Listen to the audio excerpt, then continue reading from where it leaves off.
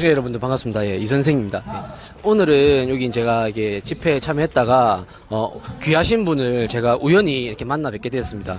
요분은 이제 1980년도 5.18 당시에 전남 매일신문의 이사회부 소속 팀장 하셨는데 그때 당시에 요 5.18에 대한 사건을 취재를 직접 담당하셨던 분입니다. 그래서 지금 5.18 유공자 명단이 어떻게 해서 이렇게 많이 늘어났는지에 대한 비밀을 본인이 취재했던 경험을 바탕으로 말씀을 해주신다고 하니까 한번 얘기를 한번 들어보도록 하겠습니다.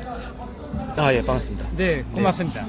제가 오늘 이 선생 그 유튜브 TV를 애청하는 한 사람인데 오늘 현장에 와서 자유연대 이희범 대표가 연락이 와서 현장을 달려와 보니 오늘 이 선생을 만나게 돼서 너무 반갑습니다. 반갑습니다. 네.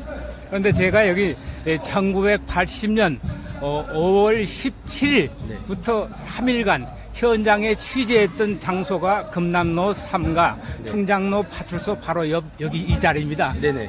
그런데 여기에서 집회에서 5.18 유공자 명단을 밝히라는 공개하라는 집회 시위를 보고 네. 이 공개해야 될 것은 5.18 유공자라면 국가 유공자라면 명예스러운 명칭입니다. 네네. 자랑스러운 명칭이고 네. 후손들에게 널리 알려야 되는 명칭입니다. 네네, 그런데도 이들이 가짜 유공자를 양산함으로써 네. 이 명단을 꼭꼭 숨겨두고 있습니다. 네네. 그 숨겨두는 이유는 네. 대한민국 행정부처에 네. 편지에도 없는 원호처, 네. 보훈처가 주관해야 될 이 민주화 유공자 심사를 네. 광주광역시 네. 민주선양과라는 네. 해계한 과에서 담당을 하고 있습니다. 민주선양과. 민주선양과입니다. 네네네. 이 담당을 하고 있는 것이. 네. 그러면 5.18 유공자의 명단이란 것은 네. 저희들이 봤을 때 네. 폭도화되지 않고 네. 무장 시위가 되지 않은 상태에서 네. 5.18 시위 데모 하다가 네. 부상을 당했거나 네. 구금을 당했던 사람들 명단은 500~600명에 불과합니다. 네. 그러면 500~600명이 네. 그 민주화 유공자로 해가지고 네. 국가의 보상을 받는다는 것은 네. 이해할 수 있으나 네. 나머지 5,100여 명이 네네. 전부 가짜 유공자입니다. 네네. 이들 가짜 유공자는 네. 민주화 선양가라는 광주광역시에 있는 네. 이 담당 부서에서 네. 인후 보증으로 네. 1인 이상 네. 보증만 쓰면은 네네. 가짜 유공자를 심사를 해가지고 등급을 주는 것이 이 가짜 유공자 양산입니다. 그러면 그렇게 되면은 2인 1조로 말을 맞춰서 하면은 누구든지 유공자가 될 수 있었다. 그렇죠. 아, 누가 됐든 간에 네. 보증인이 인후 네. 보증입니다. 그게 네네네. 인후 보증인이 한 사람 가서 네. 이 사람 5.18 때 네.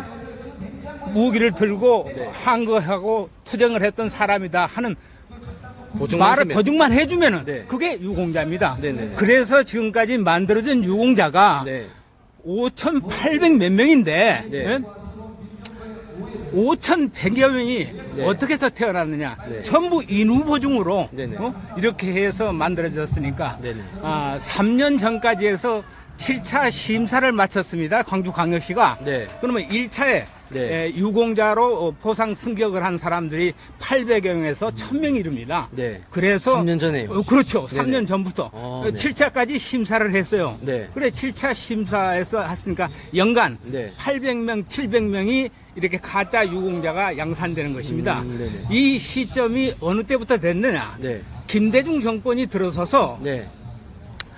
소위 말했던 우리 까까 집회에 대두되고 있는 더불어민주당 이해찬이와 네. 서른, 네. 예춘호, 네. 하나갑 네. 등 정치인 네. 35명을 네. 김대중 정권이 민주화 유공자로 승격을 시켜줬던 것입니다. 혹시 그 35명의 명단을 혹시 갖고 계신가요? 그렇죠. 저희들은 명단을 다 가지고 있습니다. 네네네. 네. 그러면 그들이 네. 과연 민주화 운동에 앞장을 섰던 사람인가? 네. 그 명단을 요구를 하는데 네. 이 사람들은 이 정권에서는 죽어도 그 명단을 내놓지 않습니다. 네네. 명단 내놓은 날이 자기들 목숨을 달리하는 날입니다. 네. 그렇기 때문에 이런 가짜 유공자 명단을 밝혀야 되는 것이 그 일입니다. 그리고 또 간절하게 그 유공자 명단이 온 국민이 알아야 될 것은 네. 이들 유공자 명단이 한 사람 선정되면은 네. 4,300만 원에서부터 5천만 원은 기준으로 기본으로 나갑니다. 네네네. 그러면 이들 유공자 하나 만들어내는데 네. 보증을 섰던 사람들이 네. 500만 원이나 1000만 원을 받고 보증을 섰던 사실은 뒤지기수입니다. 그래서 이들이 이 명단을 공개를 못하는 것입니다. 아, 그러면 그 중간 과정에서 돈을 받고 소개시켜주는 브로커가 있었다. 그렇죠. 그렇죠. 예, 몇 년 전에 네네. 검찰에서 네네. 이미 광주 민주화 운동 허위 보상 신청을 했던 네. 100여 명을 이미 기소까지 해서 네. 형을 때렸지 않습니까? 예? 네. 그래서 모든 그 인원이 네. 어쨌든 간에 5천여 명이라는 인원은 전부 가짜 민주화 유공자를 양산한 것입니다. 네네. 그러면 왜 이게 민주화 유공자가 되느냐? 네. 1997년도에 네. 김영삼 정권이 네. 대법원 판결로 네. 소구비법을 해가지고 네. 일사부재리 원칙도 무시하고 네. 소구비법을 해서 민주화 운동으로 만들었던 거 아닙니까? 네네, 다 맞습니다. 당초에는 반란이었던 것이에요. 네. 김대중은 반란으로 네. 사형 선고까지 받았던 거 아닙니까? 네네. 그래서 김대중이가 네. 전두환 전 대통령에게 네. 살려달라고 양심 선언까지 하고 구명운동까지 했던 것 아닙니까? 네네. 그래서 전두환 전 대통령이 사면까지 해줬던 것입니다. 네네. 네, 그게 바로 오늘의 5.18 민주화 유공자가 정권을 휘두르는 업체로 등장했던, 권력으로 등장했던 것이 바로 이겁니다. 네. 그리고 또 한 가지, 오늘 새삼스럽게 39년 만에 네. 이런 새삼스러운 광경을 보았습니다. 네. 이 현장에서, 집회 현장에서 20m 올라가면은 네. 충장로 파출소입니다. 네네네. 그리고 이 현장이 어디냐 하면은 80년 광주 사태 당시에 네. 황금 뭡니까 충장 지하상가 조성지였습니다. 네네네. 지금 지하상가가 있습니다. 이 네네, 밑에. 맞습니다. 이 지하상가를 조성하면서 네. 돌과 벽돌 조각이 많이 올라와 있을 거 아닙니까? 네. 이 거리를 네. 이 소위 말해서 폭도로 지명하고 있는 네. 카톨릭 농민의 네. 이렇다면 한평 출신 카톨릭 농민의 서경원이 네. 간첩이 아니었습니까? 네네. 네, 간첩으로 네. 김대중에게 김일성의 공작금 10,000불인가 20,000불을 받아다가 건네줬잖아요. 네네네. 그게 네. 카톨릭 농민의 이 5.18 사태를 주도했던 것입니다. 네. 그래서 광주 교도소에는 네. 2,700명의 죄수들이 있는데 네. 비전향 장기수가 네. 250명이 들어있습니다. 네. 대한민국 내에 네. 간첩들, 네. 지전향 장기수라고 하면은 그 간첩인데 그 사상 전향을 안 해요. 전향을 안 네, 하고 네. 공산주의를 추종하겠다고 네네. 했던 사람이 비전향 장기수입니다. 네네. 그 장기수가 이 광주 교도소에는 250명이 250 수용되었습니다. 명. 네. 그러면 그 교도소를 습격했을 때 네. 그들과 2,700명의 범죄자들을 털어내가지고 다 풀어준 거네요. 그러기 위해서 했던 것이고, 김대중이 그 사태 한 달, 2달 전에, 네. 광주 사태 2달 전에 전라북도 정읍에서 네. 동학혁명을 강행한 일이 있습니다. 강연을 나갔을 때 네. 동학혁명으로 네. 대한민국을 휩쓸자. 민주화 투쟁하는 사람들이 앞장을 서자 해서 그 강연을 했던 것입니다. 정읍에 가서요. 정부에서는 김대중을 네. 연금 상태, 네. 가택 연금 상태에서 구속시키도 안 했던 것입니다. 네네네. 그런데 5.18이 터지자마자 네. 이들 5.18 시위자들의 첫 구호가 네. 김대중을 석방하라, 네. 신현학은 물러가라, 네. 전두환은 물러가라. 이 세 가지 구호였습니다. 네. 왜 그들이 네. 합법적으로 이루어진 최규하 대통령, 네. 권한대행했던 최규하 대통령이 승계됐지 않습니까? 네네네. 그런데 왜 최규하 대통령 물러가라는 소리는 안 하고 네. 신현학 국무총리 물러가라 하는 구호하고 그 다음으로 제일 이슈가 되었던 것이 김대중을 석방하라였습니다. 네네. 제가 18일 날 금남로 일가 도청 앞에서 1km 전방에 네. 조선대학교가 있습니다. 네네. 조선대학교. 그 조선대학교에서 네. 학생들이 햇불 시위를 듣고 네. 평화스럽게 해산하는 모습을 본 것이 1980년 5월 18일 오후 7시였습니다. 네. 그 해산하는 모습을 보고 네. 저는 퇴근을 해서 네. 제 집이 나주니까 네. 버스를 타고 나주로 왔다가 네. 19일이 월요일인데 18일이 일요일이었습니다. 19일이 월요일인데 제가 그 완도에 그 해외 상황 장 보고 그 기획 취재를 하러 가기 위해서 회사를 출근하려다가 광주 폭동이 일어났다는 차량 통제와 함께 통신이 마비되고 그런 사태를 맞았던 것입니다. 이 김대중 내란이라는 것을 저는 직시한 이유가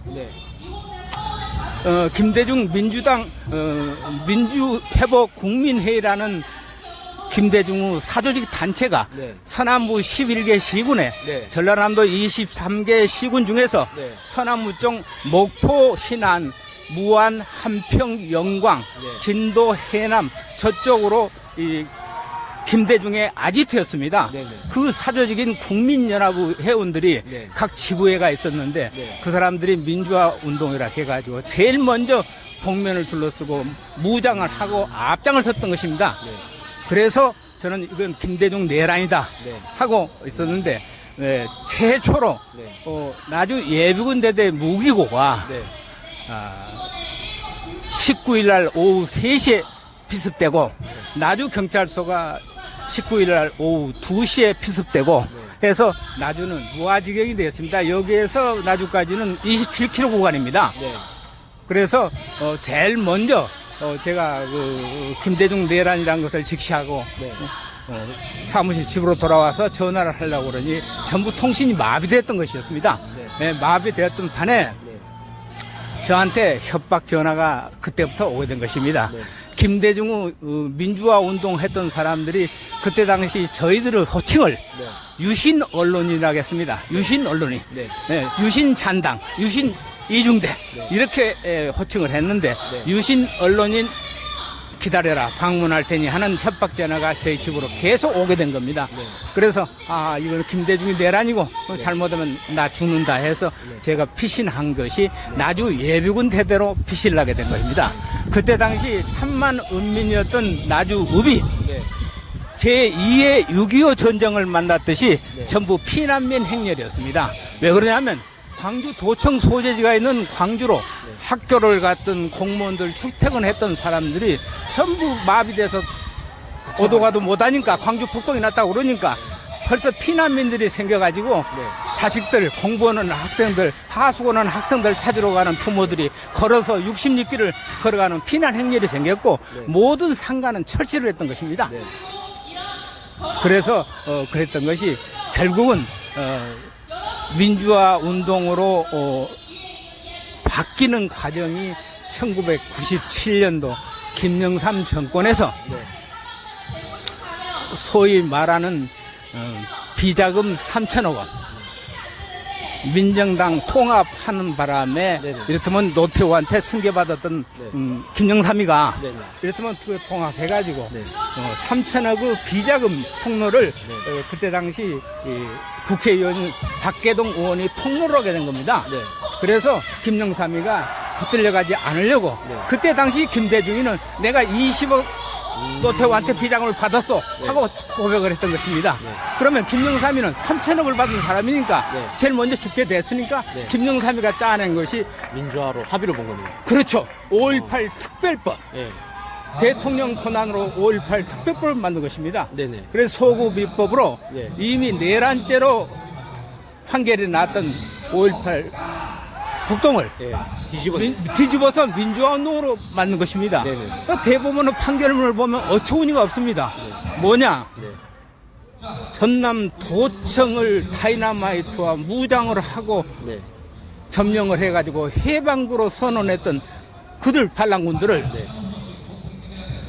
무력으로 다스리려고 했으니까 무력으로 다스린 정부는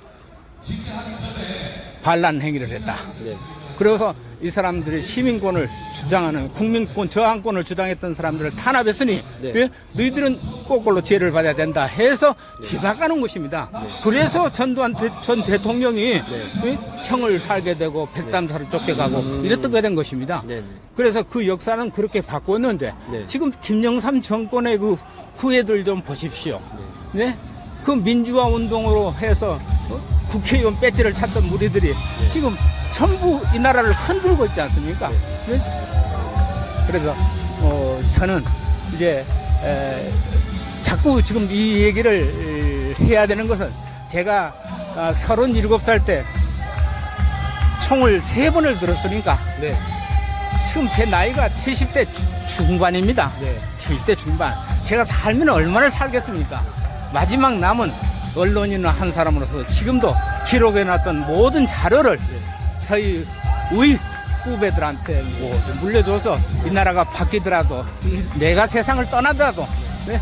이 바른 역사가 정립돼야 되겠다 하는 그런 마음으로 여러분들이 여기를 오셨다니 반가운 마음에 여기까지 달려온 것입니다. 더욱이 제가 이 선생 TV를 열심히 보고 있는 애청자입니다. 네, 그래서 오늘 첫 보니까 우리 이 선생 모습이 있길래 아이고 멀리서 오셨구나 하고 인사를 드리고 얘기한 것입니다. 너무 감사합니다. 네. 예. 그러면 그때 그 자료 같은 거를 제가 조금 받아볼 수가 있을까요?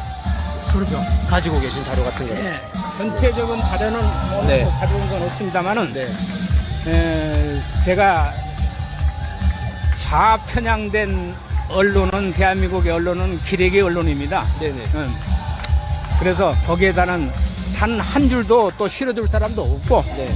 그래서 제일 마지막 생각한 것이 페이스북도 가끔 차단을 당하고 네네. 그렇기 때문에 유튜브로 네. 개인 방송으로 만들어서 넣습니다. 그 네네. 명칭이 김동문의 세상 바로잡기입니다. 유튜브에 김동문입니다. 김동문의 세상 바로잡기. 네, 지금 유튜브를 하고 계십니다. 네 유튜브에 있습니다. 그래서 우리 네네. 이 선생 프로는 꼭 갖다 공유를 해서 제가 갖다 놓고 있습니다. 그러면 저희 시청자분들한테 제가 요거 잠시 소개를 해드리겠습니다. 네, 거기에 모든 자료는 나와 있습니다. 네네네. 네. 그러면 선생님 조남이 이제 김자, 동자, 문자. 문자. 네. 우리 김동자, 문자 선생님께서 1980년대 5월 18일 당시에 여기 광주에 계셨고, 그때 당시 무슨 일을 하고 계셨냐면은 앞서서도 제가 말씀을 드렸지만, 전남 매일신문에서 이 사회부 기자 팀장으로 재직을 하셨습니다. 재직을 하셨고, 그때 당시에 광주에서 본인이 생생하게 겪었던 내용들을 김동문의 세상 바로잡기, 김동문의 세상 바로잡기라는 유튜브 채널을 만드셨다고 합니다. 거기에 본인이 지금 광주에서 겪었던 5.18에 관한 모든 자료를 공유하고 올려놓으셨다고 하니까 여기 한번 다 들어가셔서 보시고 구독도 한번 해주시고 이걸 좀 널리 퍼뜨렸으면 좋겠네요. 네. 저는 또 궁금한 게 얘네들은 왜 그때 당시에 이 5.18 유공자에 집착을 했을까? 저는 이게 조금 궁금하거든요.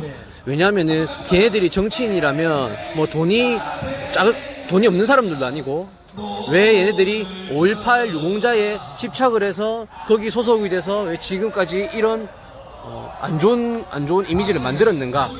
저는 요게 조금 궁금하거든요. 그들에게 5.18이라는 것은 어떤 의미인지 요걸 잠시 말씀해 주실 수 있을까요?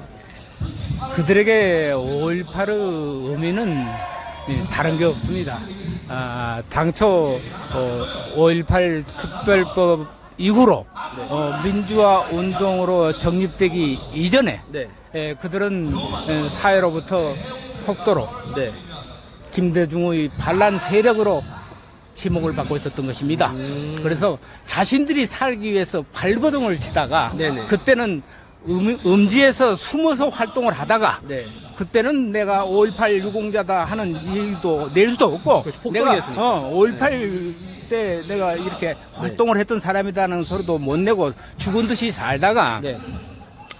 전두환 전 대통령이 모든 것 사면해주고 네. 마지막 남은 연자제까지 폐지를 해줬습니다. 네. 과거의 좌익들, 소위 말해서 빨갱이들은 연자제법에 묶여 있었습니다. 네. 그랬는데 그 연자제까지 폐지하고 보니까 네. 이제 양지로 뛰쳐나온 것입니다.